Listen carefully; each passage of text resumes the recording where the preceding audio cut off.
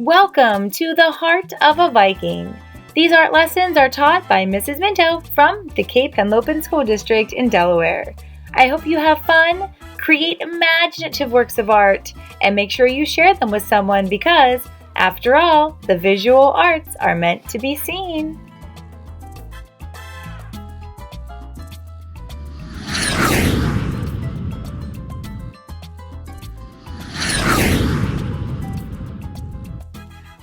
Artistas del Cabo, bienvenido al corazón de un viqueños. That's right, I'm still speaking Spanish.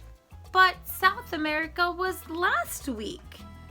But we're moving into North America this week. This is our last continent. We have visited 6 of the 7 continents, and North America makes 7. So as we move into North America, we're making our first stop in Mexico, which is also a Spanish-speaking country. So that's why I started today with a little bit more Spanish. And our project today has a Spanish name. We're learning about Ojo de Dios. And Ojo de Dios is a weaving project. Weaving is one of my favorite art techniques. So I love whenever we can do a weaving project together. And these Ojo de Dios originated with the Ojo Indians, which are an indigenous Indian group of people that have been in Mexico forever and ever and ever. So these Ojo de Dios are beautiful. I think you might know what they are. So let's learn a little bit more. Let's put on our thinking caps and definitely grab your creativity. I can't wait to see what kind of Ojo de Dios you create today. A god's eye, Ojo de Dios, is an object made by weaving a design out of yarn upon a wooden plus sign or cross shape.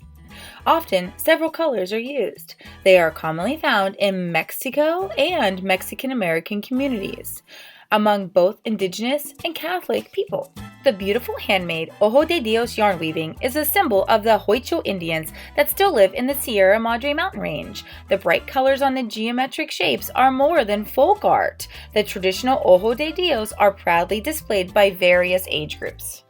Although the Ojo Indians invented this art form, other groups throughout the world have popularized this craft as a symbol for a higher power.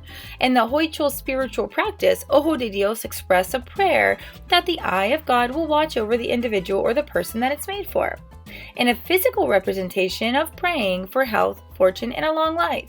Some Christians interpret the symbol to be a prayer for, may God be with you and protect you, while many others create this type of artwork for the fun of it because of the colors and the rhythmic repeating of the yarn wrapping creates a calming effect on the person that's making it. The Ojo Indians believe that the god's eye is symbolic of the power of seeing and understanding that which is unknown and unknowable. The 4 points of the central weaving represent earth, fire, air, and water, important natural elements. The Ojo language, they call the god's eye Sikuli. The center of the eye stands for the power of seeing and understanding things we normally cannot see. In our Ojo de Dios weaving, we will have the opportunity to use actual sticks from outside in nature or maybe some popsicle sticks, whatever you can find or you have at your house. So let's listen to what supplies we need and then we can begin our own Ojo de Dios. Alrighty, Cape artists, let's begin with our Ojo de Dios. Alright, so to start today, you're going to need at least 1 color of yarn. I have 2 here because I'm going to show you how you can switch out if you want to use more than 1 color. A pair of scissors for cutting our yarn, and some kind of stick. You can go outside and find a stick on the ground, or you can have some like popsicle stick type sticks. Now I'm going to break my stick so that it's about as long as those popsicle sticks, and I'm going to need 2 of them. And I want them to be mostly straight, and if there are any like little pieces of twigs, break those off too. Alright, so I'm going to begin with my 2 sticks from nature. I like the way that these Ojo de Dios look with nature sticks. And I'm going to start with my yarn and just tie the ends together. I'm going to make a little double knot. This is the same kind of knot that you put in your shoes to start tying your sneakers, but I'm going to do it twice. There we go. If you need help, don't forget, ask an art assistant. Now I'm just going to gently push the sticks so they form a plus sign or a cross. Now my string got a little wrapped around there. There we go. Now my thumb is really important in this project because it's going to hold while I weave with my other hand. So as I'm going to keep repeating over, under, over. So here I go. Over, under, over. Now to the next one. Over, and you can twist it like I am. Over, under, and over. Here we go again.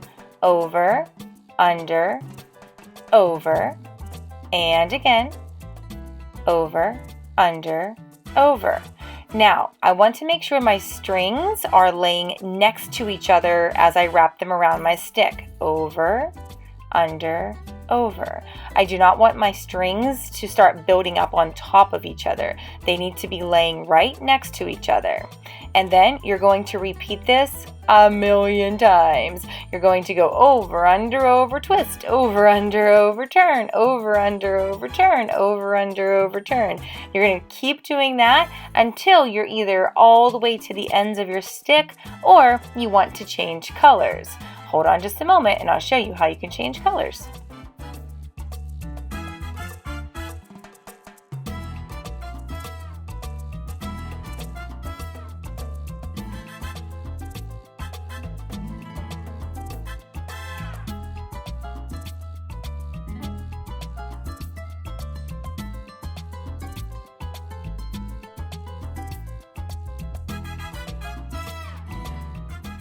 Okay, changing colors. You need to cut the yarn, leave a little tail there so that you can tie it to the next color. You're going to bring out your next color. I'm going to use brown here, and I'm going to put the two ends together just like that and create a little knot using my finger. So I make a little loop around my finger and then I tuck those two little bunny ears and let them pop up through the bunny hole. Again, an art assistant maybe might be necessary. And then you just keep going over, under, over, over, under, over, like nothing happened and nothing changed. The little knot that you might have created, just push it to the back, maybe now or maybe even later whenever you're all done. You can just kind of push it to the back and nobody will see it. It'll look like it just magically changed from one color to the next.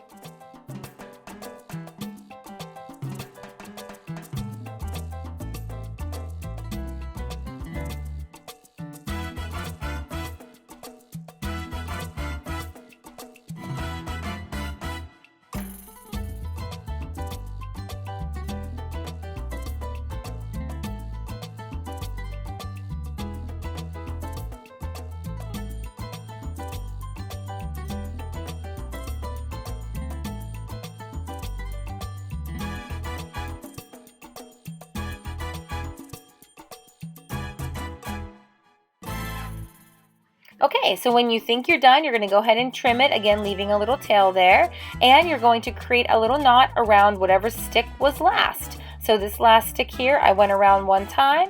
I'm going to pick up the little loop that went around, tuck this under, pull it really tight, and make a little knot. If it's long enough, you can tie it to one of the other strings in the back, but really that's enough to hold it. You shouldn't need to tie it much more. And there you have it. Okay, so I'm going to do the project again, this time with the popsicle sticks, just to show you the difference on how they look whenever they're all done. So I'm going to take the sticks, tie them together, make the plus sign or the cross, and again, over, under, over, over, under, over, over, under, over, and all the directions are exactly the same.